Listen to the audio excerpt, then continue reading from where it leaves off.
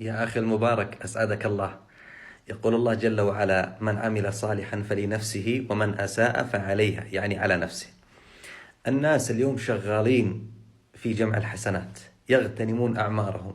منهم من يصوم الاثنين والخميس، منهم من يختم القرآن كل 7 ليال، منهم من يقوم الليل، منهم من يكثر الدعاء، منهم من هو مجتهد في الدعوة إلى الله جل وعلا، منهم من يبذل أمواله في الصدقات في سبيل الله جل وعلا.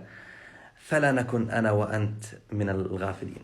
يا أخي المبارك، لا تروح علينا الليالي والأيام ونحن نقلب السناب وتويتر وتيك توك، وتروح علينا الليالي والأيام ثم نكون يوم القيامة من الخاسرين.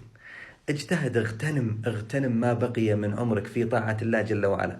الناس شغالين الآن، الناس يغرسون في جنات النعيم، الناس يبنون دورا وقصورا في جنات النعيم، الناس يتقربون إلى الله جل وعلا في الأعمال الصالحات. ما يصير أنا وأنت يعني نقضي الليالي والأيام هكذا هدرا.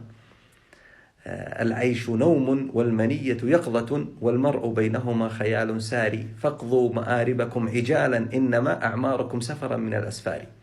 يقول حنا مروحين ماشيين، يعني ما يدري الإنسان متى يقال له هلم إلى الله، هلم إلى العرض على الله سبحانه وتعالى. فاغتنم ما بقي من عمرك، اجتهد. الناس الآن شغالين، ترى اللي حولك شغالين وهم ما علموك.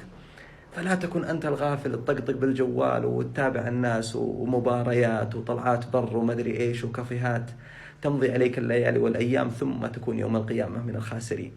أسأل الله جل وعلا أن يبصرنا وإياك بما ينفعنا، وأن يرينا الحق حقا ويرزقنا اتباعه، وأن يرينا الباطل باطلا وأن يرزقنا اجتنابه، إنه جواد كريم.